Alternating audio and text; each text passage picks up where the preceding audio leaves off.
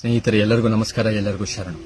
11 ದಿನಗಳ ಹಿಂದೆ ಸೌಜನ್ಯ ಪ್ರಕರಣಕ್ಕೆ ಸಂಬಂಧಪಟ್ಟಂಗೆ ಒಂದು ಉತ್ತಮವಾದ ತನಿಖಾ ಪತ್ರಿಕೋದ್ಯಮದ ವಿಡಿಯೋ ಬಂದಿದ ನಂತರ ಕರ್ನಾಟಕದಾದ್ಯಂತ ದೊಡ್ಡ ಪ್ರಮಾಣದಲ್ಲಿ ಚರ್ಚೆಗಳು, ಹೋರಾಟಗಳು, ನ್ಯಾಯಪರವಾದ ಕೂಗುಗಳು ಬರ್ತಾ ಇದ್ದಾವೆ.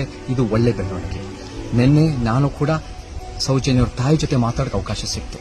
ಅವ್ರು ಕೇಳಿದ್ರು, ಚೇತನ್ ನನಗೆ ನ್ಯಾಯ ಒದಗಿಸ್ಕೊಡಪ್ಪ ಅಂತ ಹೇಳಿದ್ರು. ನಾನು ಖಂಡಿತ ಅಮ್ಮವರೇ, ನಾನು ಪ್ರಾಮಾಣಿಕ ಪ್ರಯತ್ನ ಮಾಡ್ತೀನಿ ಅಂತ ಹೇಳಿದ್ದೀನಿ. ಇವತ್ತು ನಾವು ಅನೇಕರ ಹೋರಾಟದ ಜೊತೆ ನಮ್ಮ ಹೋರಾಟನೂ ಸೇರಿ ನಮಗೆ ಈ ಸರ್ಕಾರದ ಮೇಲೆ ನಾವು ಒತ್ತಡ ಹಾಕ್ತಾ ಇದೀವಿ, ಬೇಡಿಕೆ ಇಡ್ತಾ ಇದೀವಿ. ಏನು ಅಂದ್ರೆ ಈ ಕೇಸನ್ನ ರೀಓಪನ್ ಮಾಡಿ. ಅದು ನ್ಯಾಯಾಂಗ ತನಿಖೆ ಆಗಿರ್ಬೋದು, ಅದು SIT ಸ್ಪೆಷಲ್ ಇನ್ವೆಸ್ಟಿಗೇಷನ್ ಟೀಮ್ ತನಿಖೆ ಆಗಿರ್ಬೋದು, ನಮಗೆ ನ್ಯಾಯ ಬೇಕು. ಮತ್ತೆ ಈ ತನಿಖಾ ಪತ್ರಿಕೋದ್ಯಮದ ವಿಡಿಯೋ ಹೇಳೋ ಪ್ರಕಾರ ಸೌಜನ್ಯ ಪ್ರಕರಣ ಜೊತೆ ಅನೇಕ ಪ್ರಕರಣಗಳು ಇಂಟರ್ ಕನೆಕ್ಟೆಡ್ ಆಗಿದೆ. ನನಗೆ ಮಾಹಿತಿ ಬಂದಿರೋ ಪ್ರಕಾರ ಬೆಳ್ತಂಗಡಿನಲ್ಲಿ 346 ಅಸಹಜವಾದ ಒಂದು ನಿಗೂಢವಾದ ಸಾವುಗಳು ನಡೆದಿವೆ ಅಂತ ನನಗೆ ಗೊತ್ತಾಗಿದೆ.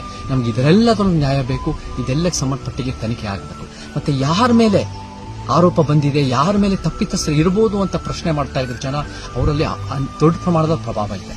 ಹಣ ಬಲ, ತೋಳು ಬಲ, ರಾಜಕೀಯ ಬಲ, ಧರ್ಮ ಬಲ, ಜಾತಿ ಬಲ, ಅದನ್ನ ಫೈಟ್ ಮಾಡಬೇಕು ಅಂದ್ರೆ ಬಹಳ ಕಷ್ಟ. ಬಟ್ ಯಾವ್ದು ಮಾಡಬಹುದು?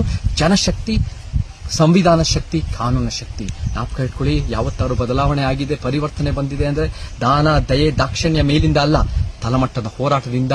ಆ ಹೋರಾಟ ಮುಂದುವರ್ಸೋಣ. ಜೈ ಕರ್ನಾಟಕ, ಜೈ ಭೀಮ್.